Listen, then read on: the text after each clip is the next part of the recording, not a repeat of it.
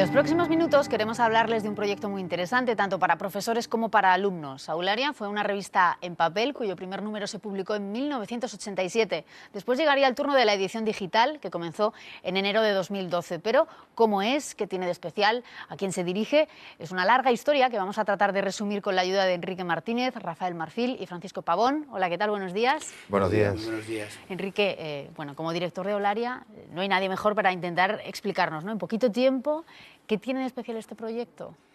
Bueno, tiene de especial que, al contrario que la inmensa mayoría de las revistas que tienen que ver con la educación y la comunicación, intenta presentar la práctica de lo que se hace en la educación y en la comunicación. Por eso nos interesa que se publiquen experiencias, fundamentalmente. También hay reflexiones y también hay entrevistas, pero fundamentalmente la experiencia, lo que se hace no solo en las aulas, sino también los directores de cine, periodistas.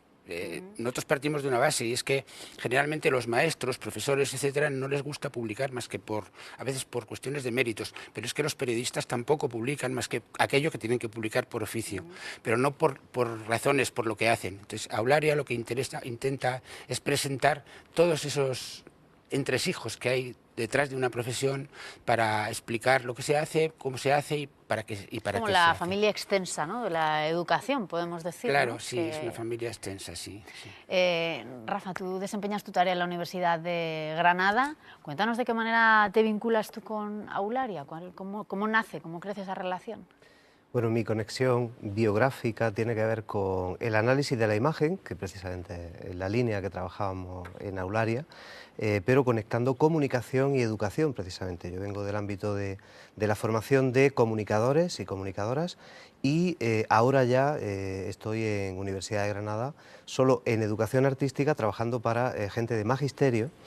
Por lo tanto, biográficamente estaba un poco llamado ahí a participar en un proyecto tan apasionante, ¿no?, como es Aularia y, por extensión, el Grupo Comunicar, que sí viene desarrollando todo este tipo de actividades. Ahí viene un poco esa línea de encuentro, ¿no? Y en tu caso, Francisco, tú desempeñas tu labor en la Universidad de Cádiz. Efectivamente, desempeño mi labor en la Universidad de Cádiz ahora de una manera muy especial porque soy profesor colaborador honorario. Al haberme jubilado, pues sigo como profesor y imparto las clases en el aula de mayores de la universidad. Al ser coordinador de Grupo Comunicar en Cádiz, pues participo mucho publicando en la revista Aularia, y entonces después les podré enseñar algunos ejemplos de comunicaciones en los cuales el aula de mayores ha colaborado bastante. Que nos va a ayudar mucho, ¿no?, a entender mejor la vocación, el trabajo que hacéis, ¿no?, desde Aularia. Enrique, vamos a hablar un poco de las dos etapas fundamentales. Si tuviéramos que dividir en dos grandes bloques, ¿no?, como ha sido la trayectoria de la revista, supongo que ese paso que nombraba en la presentación, ¿no?, del papel a la versión online, marca un antes y un después muy importante. Claro, sí, la versión en papel fue unos años heroicos en el cambio vertiginoso que se sufrió en España, transición, educación, etcétera, y fue un papel muy importante para todas esas personas que estaban en un plan de renovación pedagógica. Tuvo un éxito. Al formar el Grupo Comunicar, todos los del equipo de Aularia pasamos a comunicar y dejamos la revista por cuestiones de imposibilidad económica. Entonces pasamos a fomentar la revista Comunicar, que fue la del Grupo Comunicar. A los años, al ver que la revista Comunicar se nos iba un poco de las manos en lo experimental, porque realmente es una revista académica, científica, muy densa, muy poderosa, pero nos faltaba la pariente cercana, la colaboradora, que era la revista que quisimos sacar online, y pensamos en resucitar la revista Aularia. Y así nació. Ha sido muy gratificante, la verdad, porque son 6 años ya de revista, más ya está, en realidad el número que sale en el 7º año ya está subiendo a la red, y ha sido muy gratificante porque vamos teniendo cada vez más énfasis, más colaboradores, más ilusión, más entusiasmo y con una difusión bastante bien. Y más difícil llegar cuando se produce esa transformación, cuando llegamos a formato online. La transformación, en principio, la hicimos de papel a digital porque económicamente no la podíamos soportar en papel. Y hoy el mundo es digital. Al principio es un poco costoso porque cuesta llegar a los lectores y a los que ven, cuesta llegar de forma digital. Pero una vez que está en marcha lo digital, es imparable. Además, no conocemos los entresijos de todo eso, por qué sucede. Pero claro, de entrar 10 a entrar 5.000, la diferencia es pasmosa, pero al mismo tiempo está en las redes. Y hoy podemos ver que nos la conocen, por ejemplo, en países hispanohablantes de América del Sur, en todas partes. En España también tiene una aceptación muy grande. Entonces esto quiere decir que lo digital sí que va entrando y que además estamos satisfechos de ello. Que mereció la pena, ¿no?, dar ese cambio. Sí, sí, sí. Hablemos un poco de las secciones, para que nos hagamos a la idea, para que todo el que no conoce Aularia conozca cuáles son las más populares, las que tienen más éxito. Sí, en realidad, bueno, hay que decir una cosa, Enrique es el alma de la revista, el director, pero realmente él tiene esa gestión en el día a día y esa visión de todo y cada uno de los apartados, pero además esta revista Aularia es una revista con alma, eso hay que decirlo, porque en comparación con su hermana, no sé si mayor o pequeña, según lo veamos, con Comunicar, no hay tanta importancia del rigor, de la indexación, etcétera, sino que realmente acoge experiencias. En ese sentido, tanto experiencias como reflexiones. Entonces, en esa línea, teórica, ¿no?, como podríamos pensar, claro, a priori. puede ser teórica, es más abierta, tiene ese campo de desarrollo, por lo tanto, las secciones, como temas para el debate, incluso alguna sección de interculturalidad, como lo que puede ser un editorial, que sí también intentamos ahí lanzar un poco alguna idea, algún reto a la gente para que participe. Podemos tener también, dentro de lo que son las secciones, análisis de la imagen, que esa era la que yo en concreto me encargó, Enrique, que coordinara, pero realmente dentro de toda y cada una de las secciones hay cabida tanto para la experiencia didáctica como para la reflexión y la profundización. Por lo tanto, ese esquema de secciones en realidad está relativamente vivo y dialoga, de forma que también hay un espacio para entrevistas, que es muy interesante porque aborda entrevistas a profesionales, a fotoperiodismo, Gervasio Sánchez. Hay algunos de los ejemplos que podemos ver ahí, entrevistar a docentes o entrevistar a profesionales del ámbito de la comunicación. Por lo tanto, la persona que esté interesada en Aularia va a encontrar en esas secciones, tanto para ser autor o autora, como para poder leerlas, diferentes perspectivas de una misma temática. Entrevistas, temas de debate, análisis de la imagen, interculturalidad, unidades didácticas que se pueden proponer. Ese es un poco el global de la revista. Francisco, si hablamos de participación, nos decía Rafa, es una revista abierta. ¿Hasta qué punto lo es? Es tan abierta que podrían participar en la revista hasta alumnos de enseñanza primaria, alumnos de universidad o alumnos incluso de la Universidad de la Aula de Mayores. Por ejemplo, les voy a poner el caso del Colegio Público El Trocadero de Puerto Real, en la zona de la que yo vengo, de Cádiz, que llevan muchos años, más de 20 años, haciendo experiencias de radio escolar. La radio como una herramienta para el aprendizaje de los alumnos desde infantil hasta la secundaria.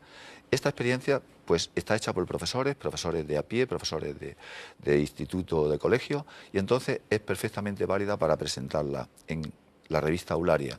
Igualmente en el aula de mayores, que ahora mismo es lo que me utiliza mayor tiempo a mí, pues experiencias que hemos hecho de intercambio de jubilados con el extranjero, los llamados Erasmus para jubilados, pues ha sido una experiencia muy rica de ingleses que querían aprender español haciendo intercambio con españoles que querían aprender inglés, todos ellos pertenecientes al aula de mayores. Por lo tanto, les digo que las experiencias son aquellas que hacen que las aulas sean vivas y que el profesorado no tenga que pasar por un requisito o metodología de investigación muy riguroso. Al final hemos hablado en muchas ocasiones, ¿no?, en la aventura, yo creo que además es un tema que hemos abordado contigo, hemos hablado de la responsabilidad que tenemos los medios de comunicación, no solo de contar cómo es el mundo, sino también esa vocación que tenemos que tener todos un poco de mejorarlo, de transformarlo.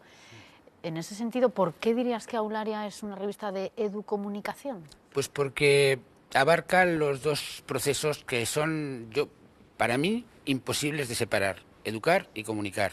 Ahí entra la responsabilidad del educador de comunicar y la responsabilidad del comunicador de educar. Estamos en una sociedad que necesita transmitir elementos positivos y además que mejoren la sociedad. Entonces, dentro de esta posibilidad estamos, yo lo decía antes, es decir, queremos que los profesionales cuenten lo que hacen, romper esa cultura del silencio que tenemos a veces los profesionales, que solo contamos para los demás, pero no lo nuestro, romper eso, con el fin de darlo a conocer, con el fin de animar a otras personas a que lo hagan. Antes decían, ahora en este volumen estamos haciendo entrevistas a fotoperiodistas. El mundo del fotoperiodismo es un mundo que generalmente no habla de sí mismo, nos enseña sus fotos. Nosotros intentamos sacar a flote el fotoperiodismo, por qué se hace, para qué se hace y cómo puede servir para cambiar una sociedad desde la comunicación. En el sentido de la entrevista es una buena vía, ¿no? Una buena manera de ir tirando del personaje, claro, sin que se dé cuenta de que se está convirtiendo en personaje. Entrevista, digamos. El debate, que es una sección yo creo que de Aularia clave, es la que más se entra, la que más lectores tiene. También son 7, 8 personas con una temática. En este momento se está preparando un debate que es arte, comunicación y educación. Es un tema interesantísimo.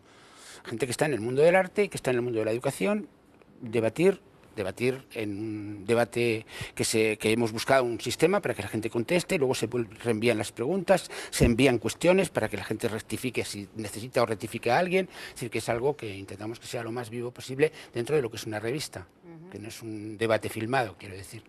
Y a pesar de tener un público objetivo, digamos, tan abierto, ¿no? Lo que nos contabas antes, Francisco, ¿es fácil generar contenidos para, no sé, cuál sería la premisa fundamental? ¿Cómo tiene que ser la persona que vaya a interesarse por Aularia? ¿Tiene que buscar recursos pedagógicos, educativos, basándose en la creatividad? ¿Tiene que apostar por la innovación? No sé, ¿hay un perfil? Yo creo que es tan amplia la educación mediática, la educomunicación, que favorece que los perfiles sean muy diversos de personas que pueden aportar contenido. Fácil no es. De hecho, Enrique hablaba del debate, que es verdad que es una sección muy dinámica donde él se encarga además personalmente de ir cruzando ese tipo de diálogo a través de sistemas online para que luego al final redunde en un artículo. Y realmente no es tarea fácil, a mí sí me consta. Sin embargo, no es fácil porque no estamos acostumbrados a comunicar y a compartir lo que sabemos. De hecho, a todo el equipo que puede haber aquí, a ti María, Salvador, que además os agradecemos la presencia aquí, ¿no? Este hermanamiento, pues os animamos también a que contéis cómo es, por ejemplo, una sesión de grabación en televisión. A veces no vemos el interés de aspectos metadiscursivos que tenemos en nuestra propia vida, en nuestro propio día a día. Otras personas, docentes, que pueden aportar muchísimo de un día a día en clase, que además siempre es muy enriquecedor. Por eso digo lo del alma, que no quiere decir que las revistas de alto nivel, como también es la otra que tenemos, de capacidad de académico, etcétera, en todos esos circuitos, no lo tenga, pero las buenas revistas empiezan siempre, desde mi punto de vista, con buenos contenidos.